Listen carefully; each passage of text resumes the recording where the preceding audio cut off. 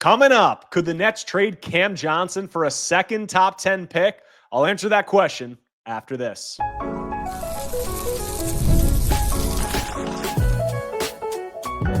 You are Locked On Nets, your daily Brooklyn Nets podcast. Part of the Locked On Podcast Network, your team every day. Welcome into the Locked On Nets podcast right here on the Locked On Podcast Network. It's your team, the Brooklyn Nets, every single day. I'm Erik, Slater, Brooklyn Nets beat reporter for ClutchPoints.com. Thank you for making me your first listen of the day. This show is 100% free on all those great platforms. And today's episode is brought to you by FanDuel. Right now, new customers can get $200 in bonus bets when your first $5 bet wins. And on today's show, I'm going to be joined by Bob Windrem of NetsDaily to talk about Brooklyn potentially using Cam Johnson to move up in the draft, what that move would signal for their rebuild timeline, and whether they should do it. And I'm joined now by Bob Windrem, also known as NetsDaily, to all of you who follow on Twitter and also follow his work online for many years. And Bob, we're here to talk about a report that you put out and some intel surrounding the Nets draft plans, some potential deals they could be looking to swing. You had a tweet that you put out earlier today saying that the Nets were exploring potential frameworks involving Cam Johnson and the 19th pick in the draft to move up to number 9 or 10, which are owned by the Toronto Raptors and Houston Rockets, respectively. Just what can you tell us about what you reported and how that could potentially shake out? Well, I think, as we all know, there's been plenty of discussion on the Nets trying to get a second lottery pick. And this would be a vehicle for that. As we know, they have the number 8 after dropping during the draft lottery. So the idea of getting a second pick was, to a certain degree, accelerated by that. And I think part of the reason is because there is a great deal of talent up top. And there's some discussion of a drop-off after number 8. So what I was told by a source who I've known for a long time, and somebody I trust, is that the framework that is preferred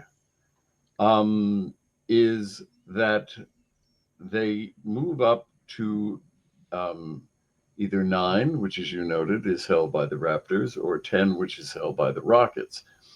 And in that case, what would happen would be, again, according to this source, Cam Johnson would go to one of those two teams, and in return, along with the 19th pick, and in return, the Nets would get the 9th or the 10th pick.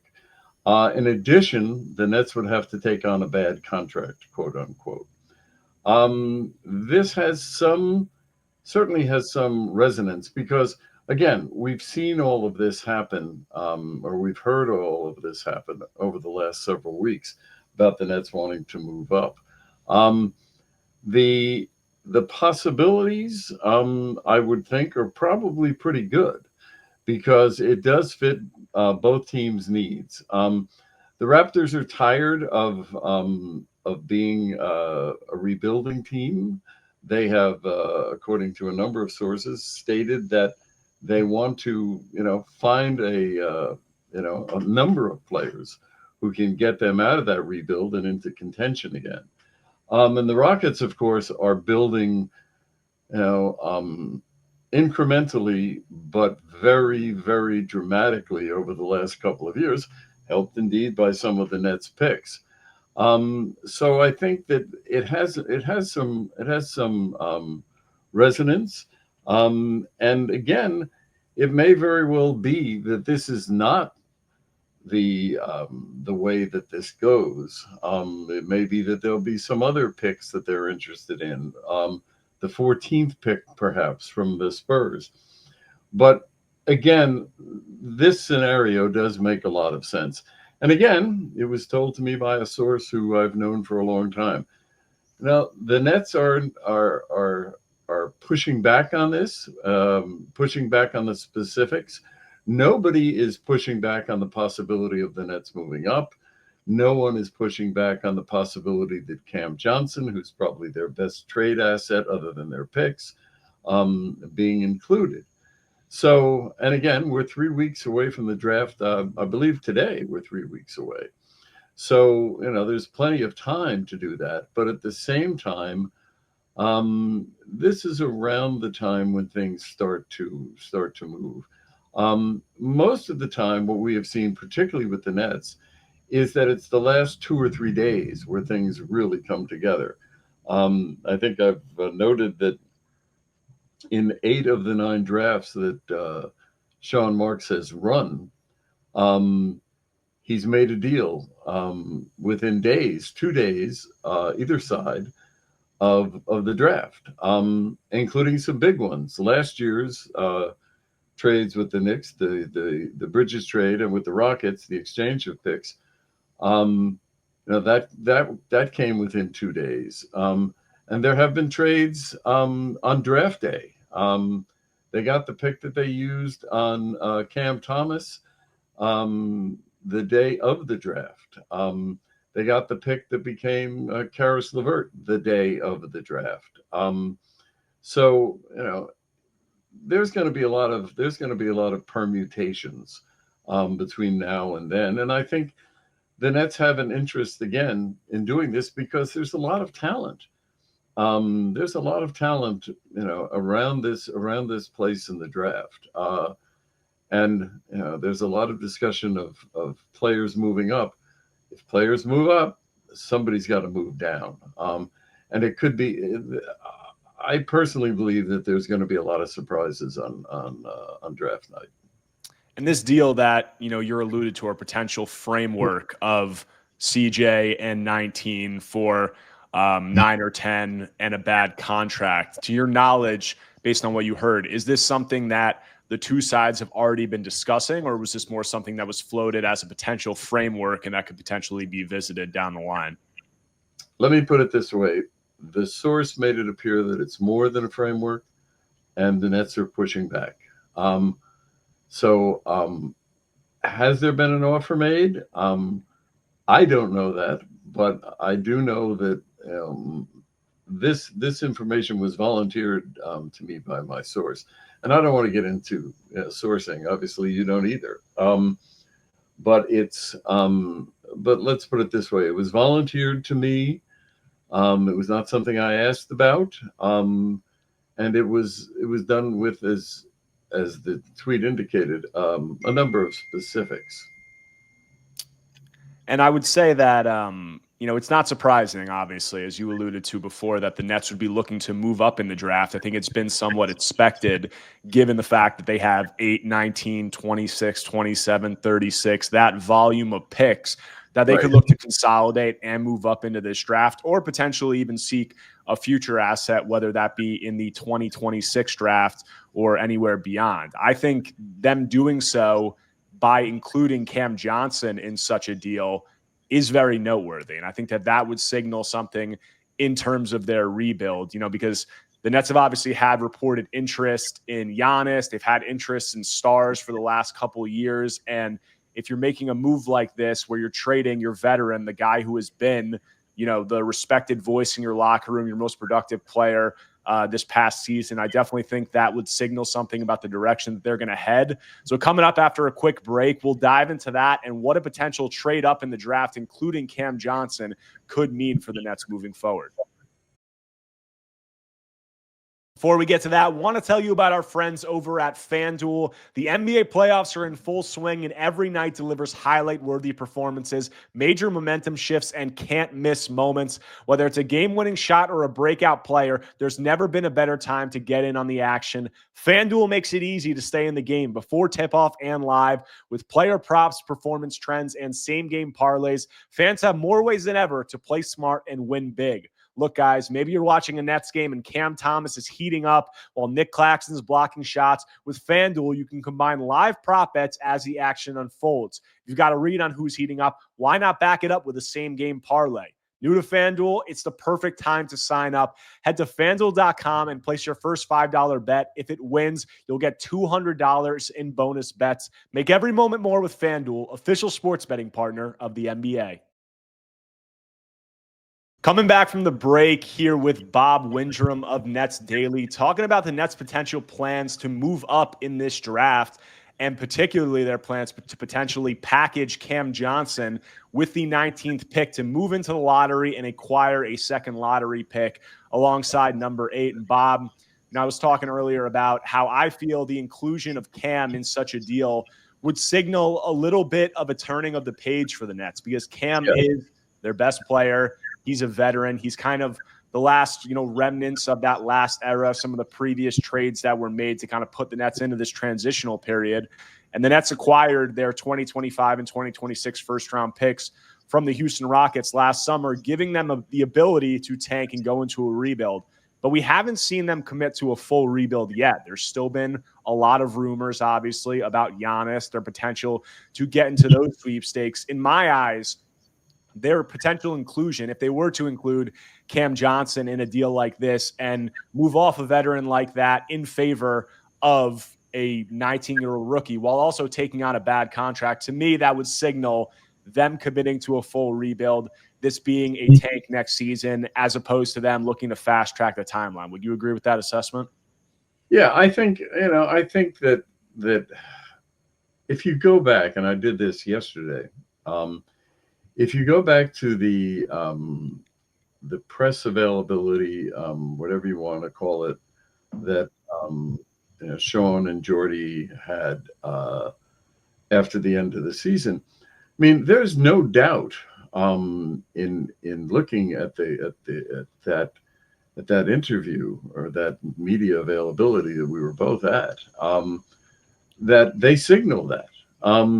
We don't want to be speeded up was one line that Sean had. Absolutely and automatically has to change, the direction of the franchise was how they described somebody who might change their mind. I mean, these were all very carefully constructed comments, I thought, by Sean. And the deeper you get into it, the more you sense that. And I mean, first of all, the one key thing was an aversion, completed aversion to going the super team route. And if you look, and this is one of the reasons I was looking at it, if you look at the Thunder, if you look at the Pacers, they went the opposite direction. And there was a quote the other day that Brian Lewis had from Miles Turner, saying the era of the super team, the era of stacking is over. And I think all of that, as you point out, gives you a clearer picture of what they're planning next year. And it's going to be a tank. And, my feeling is that last year, the criticism of them last year, and I don't want to get into the lottery and the permutations of that, was that they didn't move Dennis Schroeder and Dorian Finney-Smith quickly enough, and they didn't move Cam Johnson at all. But at the same time, they had 27 players under contract at one point or another last season, the most they've ever had. That's an indication of a serious rebuild and a tank, if you want to call it that. They also had the second most games lost to injury and illness last year of any NBA team. In fact, a franchise record. So, they did their part last year in terms of the rebuild. And I think that's going to probably be more so this season. And I mean, the same source and others, like Bobby Marks, has said publicly that they do not think that the Nets will, quote, roster, unquote, 5 picks. I mean, first of all, it's a development dilemma. I mean, trying to develop 5 players at the same time is virtually impossible. And one of the big problems with it is you may miss somebody. You may not be developing somebody. I mean, that happened, for example, with Joe Harris and Cleveland. They dumped him too early, and he became a very, very productive player for the Nets. So, that's one issue. And on the other hand, if you listen to if you listen to the Scout docuseries, there's nothing in there in where anybody says, we may trade these picks. It's all about, wow, we have this generational draft. We have picks in every section of this draft. I'm really excited about this, et cetera, et cetera. Do I think they're going to do that? They're going to roster 5 picks? Probably not. I think it would be controversial. In fact, Jonathan Givony, in one of his most recent, I think the most recent mock draft that ESPN posted, said virtually there's no chance that number 27 will be used by the Nets. Now, I don't know if he has inside information, and that's basically all he said, but that is the type of pick that might very well be moved. And if we've been hearing about, obviously, the capability that they have to package some of these picks and the opportunities. I want to focus still on the potential of including CJ and moving up from 19 and what that would signal, because, as you said, like you were talking about the rebuild last year, them doing their part in the tank. I don't think there was I never had any, debate about whether or not the Nets were tanking. They were definitely tanking. I think there might be, some people might have their quips about whether or not they did it properly and things that they would have done differently. That's fine and good, whatever.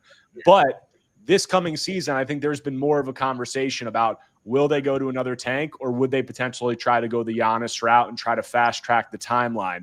I said, obviously, I think CJ being included in a trade would signal them going towards another tank. And it sounds like you think that that's the direction that this is headed. We've heard a lot about their interest in Giannis. Brian Lewis, who you alluded to, friend of the pod, colleague on the Nets beat, has reported extensively about their interest in him. But it seems like you think that this is heading in another tank direction and another rebuild direction, which would be in line with, the report you put out about them potentially packaging CJ to move up. Yeah, I think, there's something else here, which is, it may very well be that what we've seen and heard in the last week with regard to Giannis is not advancing the possibility of him going anywhere. He seems to be, we haven't heard directly from him, but what we keep reading is that he is not yet convinced that he wants to leave. He's not somebody who's going to blow it up. He has a real commitment to Milwaukee, a family commitment to Milwaukee, and he may be willing to stay. So he may not be available for, the Nets, the Raptors, the Rockets, etc. In terms of Cam, what you said earlier, I think is true, which is, it's not just that he's the last vestige of the attempt to win while rebuilding, which is what they were doing before the Bridges trade. He's the voice of experience in the locker room. He's the anchor on which they base their professionalism. And, he was very helpful for a lot of the younger players, and there'll be a lot more younger players next year for him to mentor. So, yeah, it would be a big change. Whether he's moved in the scenario that I was told about, or whether he's moved in another scenario. But again, going back to that press conference that we both attended in April, there was nothing there that suggested to me that there was any plan to go down that super team road again, at this juncture. Yes. And also, with the one caveat that Sean kept talking about, we have to be ready for any eventuality. But that was secondary to the main point, I think, that he made repeatedly, which was, if we got somebody, they would absolutely and automatically change the direction of the franchise. And that's a high bar. I think some would say that's a Giannis bar. That's sort of what that was my question that I asked at that press conference that he responded to. And I interpreted that, the same way that I think you did and a lot of other people did of, they're not going to go for one of these secondary stars. I did think that if there was going to be a guy who could change, the kind of guy that Sean would be referring to there, would be Giannis, but that obviously didn't mean that they were going to go after him. And, I think that it's obviously still unclear whether or not he's going to ask out of Milwaukee. And even if he did, to me, analyzing this, I've thought that the tanking direction and building through the draft makes a lot more sense. And Sean and the Nets have a lot smarter basketball people than me who know about the CBA, all the trends of the NBA and where it's going. And I would think that they're going to come to that conclusion. But I also asked during that press conference about the possibility of trading Cam Johnson. And Sean replied very glowingly talking about CJ. He said that, he is everything that the Nets want to be about, that they're in no rush to trade a guy like that. And while I've said numerous times that you can never take anything, an executive says as gospel or anything along those lines, I thought it was somewhat telling, and it led me to question whether they would trade CJ this offseason. But it seems like the opportunity in the draft presents itself that they would be open to it. Right. And of course, since that press conference, they dropped to 8th. They were hoping obviously for higher than 6, and they wound up lower than 6. So does that factor into it as well?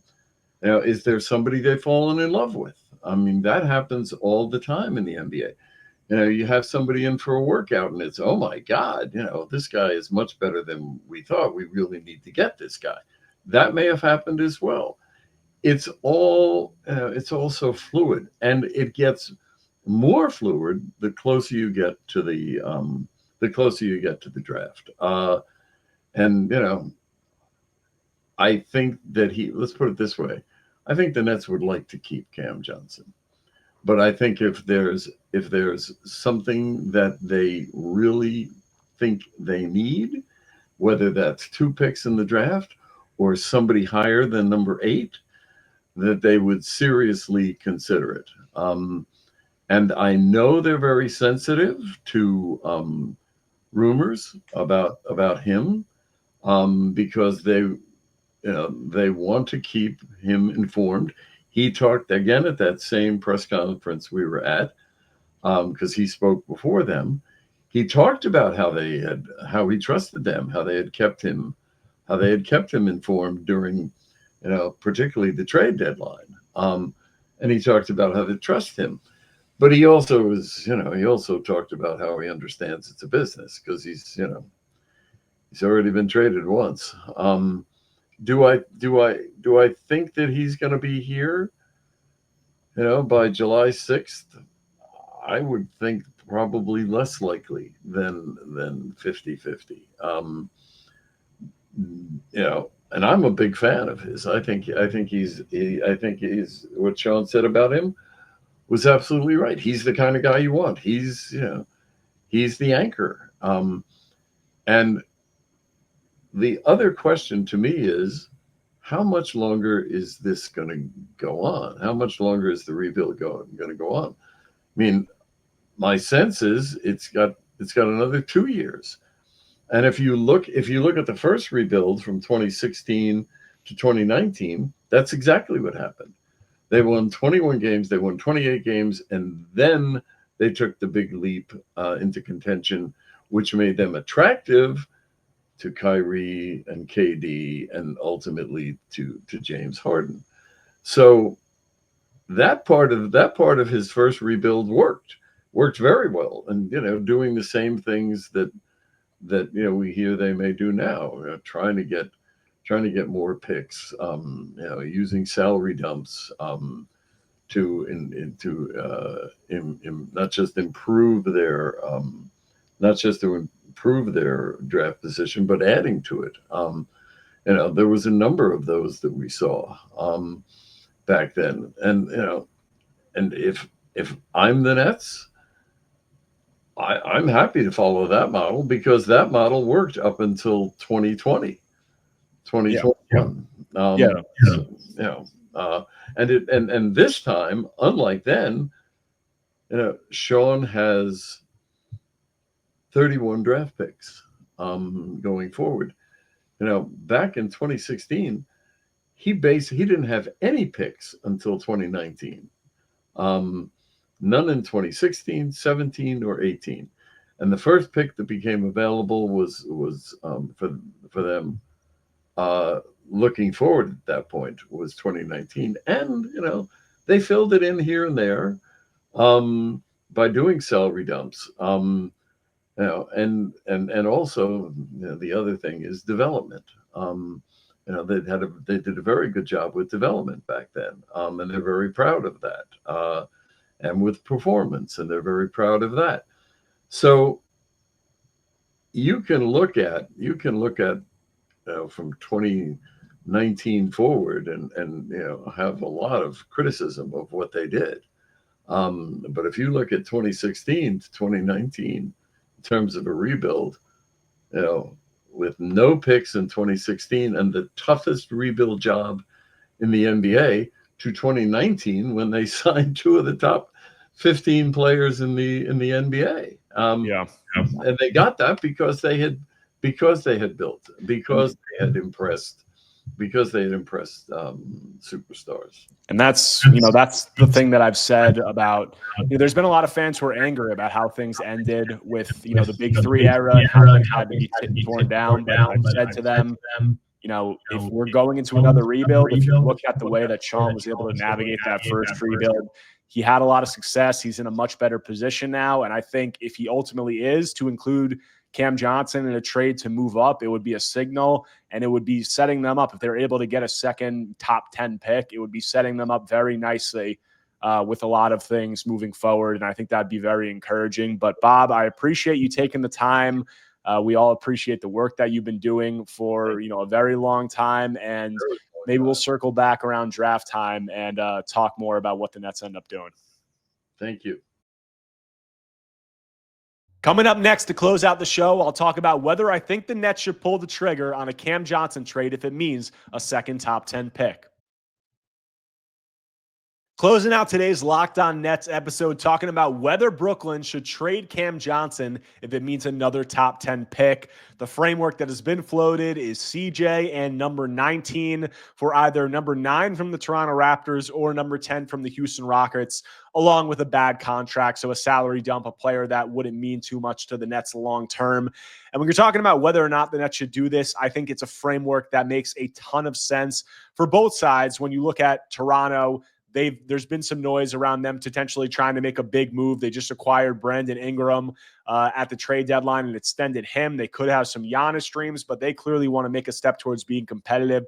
You talk about the Rockets. They're a team that fizzled out offensively in that first round series against the Golden State Warriors. Could they look to upgrade some of their end of the bench guys by putting those guys together in trade for Cam Johnson? Could they look to move on from a guy like Dylan Brooks, who's a good defender but struggles offensively in some playoff settings? For both of those teams, I think there's a strong case to do this. From the Nets end, I also think it's a deal that makes a lot of sense, because if you're looking at what is first, what's the right time to move off of a guy like Cam Johnson? Cam, we saw what he did last season. He's coming off the best season of his career. He averaged 19 points per game, near 50, 40, 90 shooting splits, 48, 39, 89. He and Desmond Bane were the NBA's only players to average at least 19 points on such efficiency last season. He's also on a reasonable contract that descends into the final 2 years, so I think that will be viewed favorably.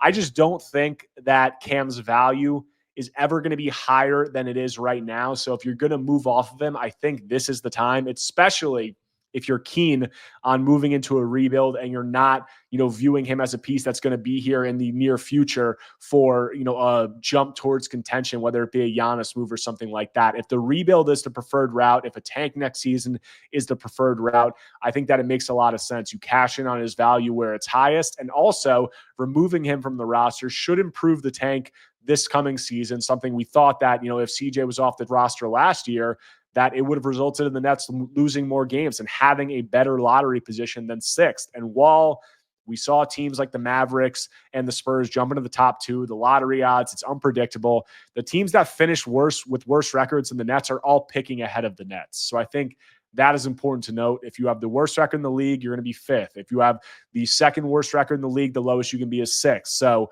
that's always important. So not only would the Nets be cashing in on Cam at his highest value and getting a lot back, they'd be improving their tank next season. And if you talk about the Nets being able to pull off this deal and having 2 top 10 picks on the roster next season, that's really significant. That's something that we haven't seen really in the history of this Nets franchise, certainly since they moved to Brooklyn. Them having 2 top 10 guys in the same draft, in a draft that is extremely highly regarded, that would be extremely exciting. And then you would also have another top 10 pick, presumably, possibly even top 5 the season after, when there's 3 guys at the top of that draft in Darren Peterson, AJ DeBansta, and Cam Boozer, who are extremely exciting. So, those are 3 top 10 guys potentially. If the Nets hit on a couple of those picks, they'd have several young building blocks. They'd have a healthy cap sheet. They'd have an NBA leading arsenal of draft picks, all in the New York market. And that's something that just has to be enticing. If you're looking at the way that the Nets have built historically, the way they built certainly since coming to Brooklyn, it hasn't been in that mold. And when you're looking at this new CBA, everything that I've talked about with the, Giannis versus build through the draft conversation, this new CBA, building out, having, cost-controlled homegrown talent, the importance of that, the importance of having depth, sustainable success. That's been the term that Sean Marks in the front office has used continually. I just think that this would be a very good start to that, assuming that the Nets hit on the draft picks, which you should never assume, because the draft's unpredictable, but everything's unpredictable. Nothing's a sure bet. Giving yourself 3 top 10 picks in 2 highly regarded drafts with, a clean cap sheet, with draft picks, with all these things, I think it would be an extremely good start to the rebuild. And I think that it's extremely realistic. I just outlined it from Toronto and Houston's perspective. And I think that it makes sense for both of those teams. I mean, if they're trying, Houston, no doubt, is trying to be competitive next season. They're a team that's going to try to be one of the top teams in the Western Conference. The Raptors, based on the moves they've made, I think a lot of people would say that they haven't been the most competent franchise in terms of their moves in recent years, letting guys, walk out the door like OG Anunoby, Pascal Siakam, even Fred VanVleet in return for what they have now. But they made the move for Brandon Ingram. They're going to try to be competitive. And if that's the route you're going, flipping, you're looking at the guys that they could potentially be salary dumping. It might be an RJ Barrett. Like, that might be a guy coming back. But